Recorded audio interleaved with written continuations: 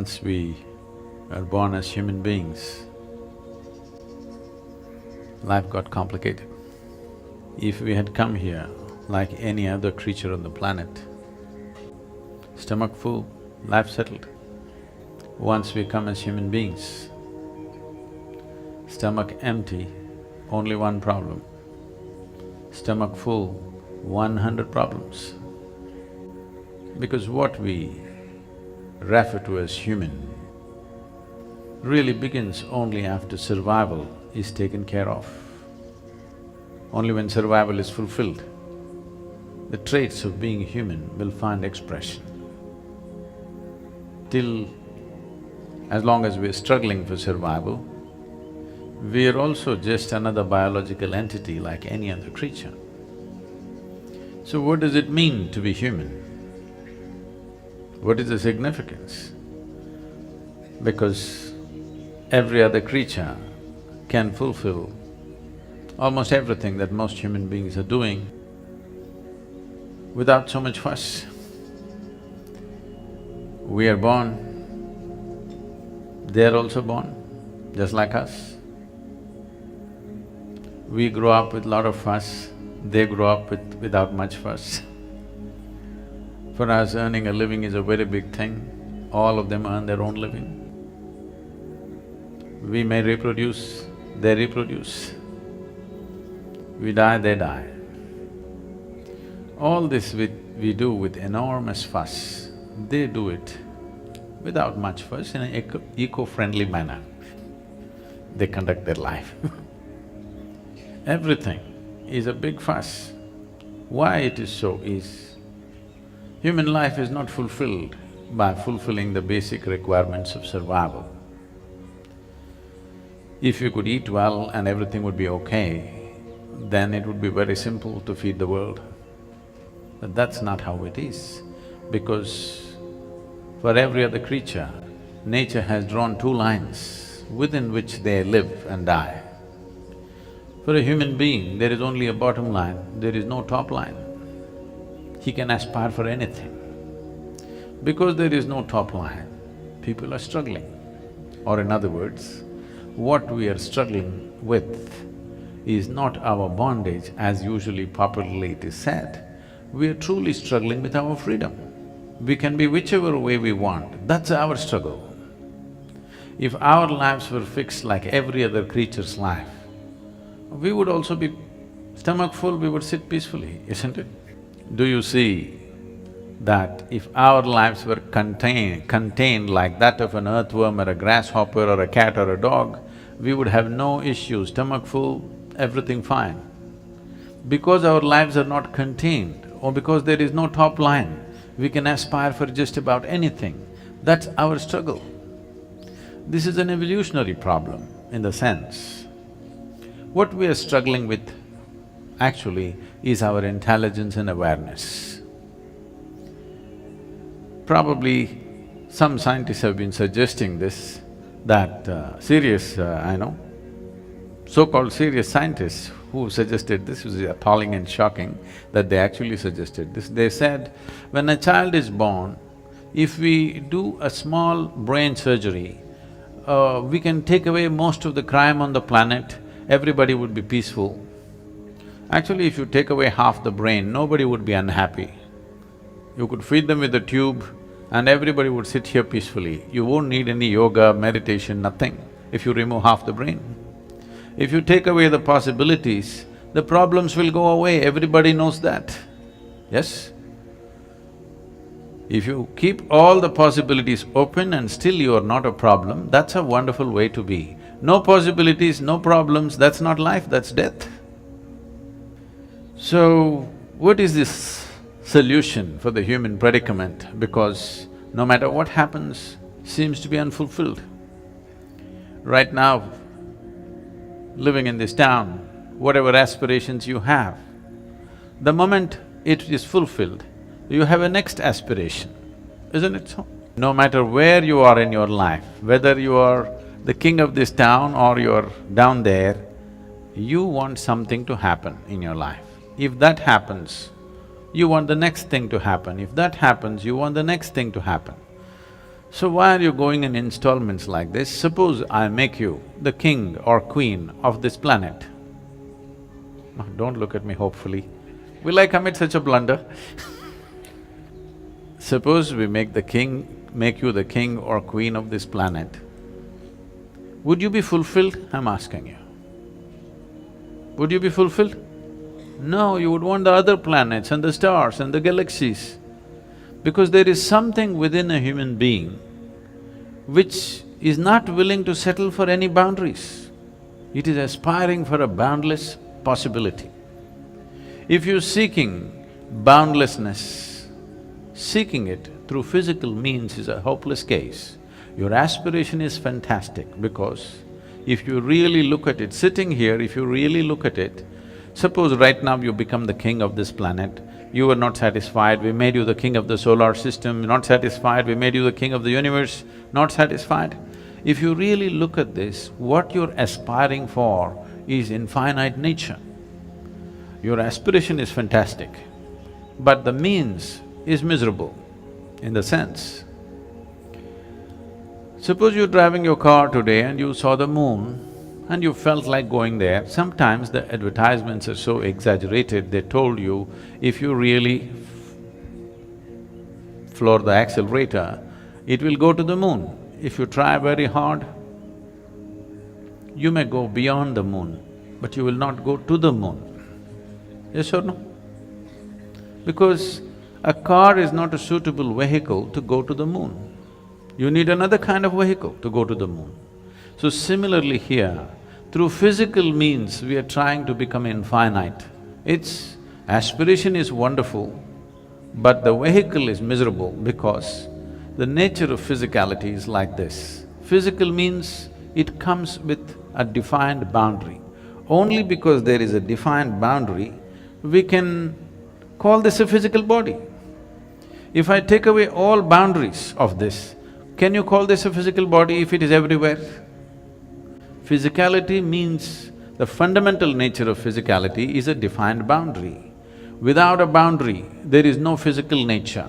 But right now, there is something within you which is constantly aspiring to break the boundaries. Just look at yourself and see.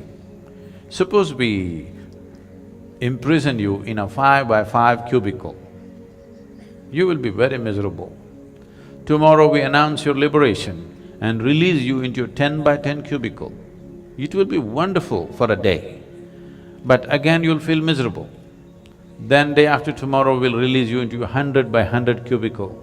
You will feel great for 3 days. Again it's the same thing.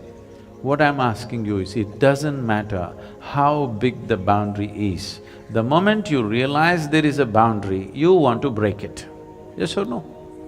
This is the nature of the human being. It doesn't matter, all kinds of pacifist philosophies have been taught, be content with what you have, don't aspire for more than what you know, do not all kinds of things. It's not worked for a single human being. It only works when you're sick or when you're dying. You're sick and down today, if I tell you, you should not aspire for anything, be satisfied with what you have, you will say, yes, anything is okay, just get me well. Tomorrow, once again the energy is back, ready for something more, yes or no? Only when you're beaten and down, then these philosophies will work. For a healthy, living human being, these philosophies of be happy with what you have doesn't work. Now, does it mean to say a human being has to be eternally in turmoil, eternally in struggle? No. What we do in terms of our aspiration is just this. Essentially, nothing is going to fulfill us unless we touch a boundless state. And boundlessness is not going to happen within the limitations of the physical. When I say within the limitations of the physical, right now your whole experience of life is limited to the physical. See, your experience of life right now is happening because you can see, you can hear, you can smell, you can taste and you can touch. This is the only way you know that you're here, isn't it? It is through 5 sense organs that you're experiencing everything. These 5 sense organs cannot perceive anything other than physical. You can only see the physical, you can only hear the physical, you can only smell, taste and touch the physical. That which is not physical is not within the ambit of these five sense organs. So if you do not transcend the five senses, there is no possibility of experiencing anything beyond physicality. If you do not experience anything beyond physicality, this longing of wanting to be something more endlessly going on, you are not looking for more, you are looking for all, and all is not possible through physical means.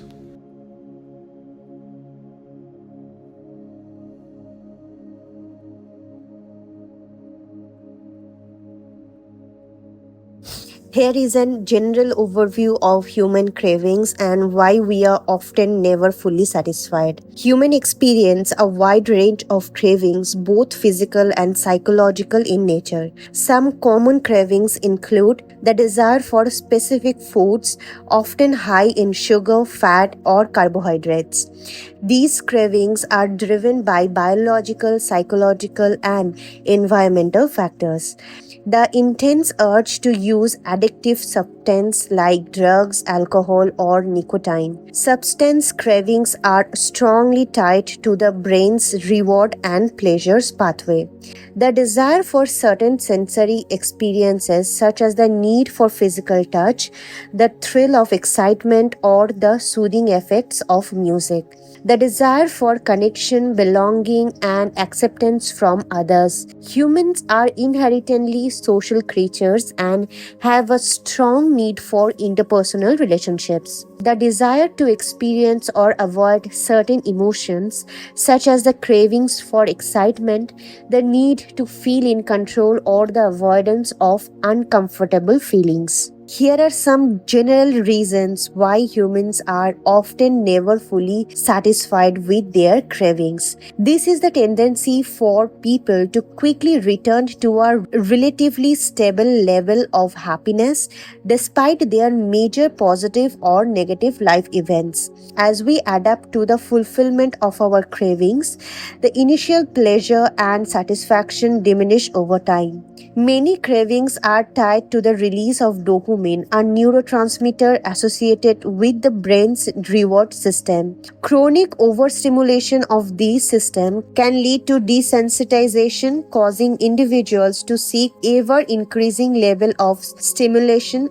to achieve the same level of satisfaction.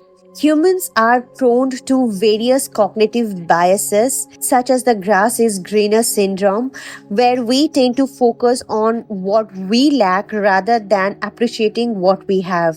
This can perpetuate the circle of cravings and dissatisfaction.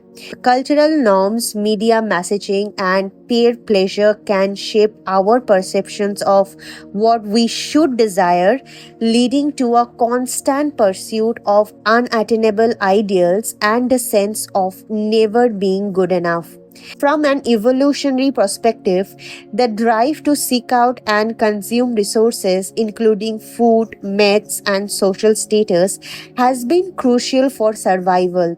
However, in modern society, these drives can become maladaptive, leading to a perpetual state of craving and dissatisfaction. Overcoming the cycle of never-ending cravings and dissatisfaction requires a multifaceted approach, including developing self-awareness, practicing mindfulness, cultivating gratitude, and addressing underlying psychological and physiological factors. Thank you for joining us in this insightful exploration of human predicament and Sadhguru's mind-blowing insights on craving the infinite. We hope that this video has sparked a sense of curiosity and a deeper understanding within you. The human journey is a constant pursuit of fulfillment, seeking something beyond the physical realm. As Sadhguru shared, a human being will not settle for anything less than everything. It is in this quest for wholeness that spirituality comes into play. Spirituality is not about adhering to a set of beliefs or rituals, but rather about transcending the limitations of our physical existence. It is about recognizing that there is more to life than meets limitations of our physical existence. It's about recognizing that there is more to life than meets the eye and experiencing the boundless nature of our being. So as we conclude this video, we invite you to continue exploring and diving deeper into the realms of spirituality and self-discovery. Our channel is dedicated to bringing you more thought-provoking content, empowering insights and conversations that can enrich your life. We encourage you to subscribe to our channel and turn on the notification bell to stay updated with our latest videos. And by doing so, you will join a community of like-minded individuals who are on a similar path of growth and self-exploration. Remember, the journey towards understanding the human predicament and unlocking our true potential is a lifelong endeavor. So let's continue this exploration together and support each other on this transformative journey. Thank you once again for watching, and we look forward to having you back on our channel for more enlightening discussion and captivating insights. Until then, stay curious, stay open-minded, and keep seeking the infinite within. I will see you tomorrow, and until then, please take care. Namaskaram.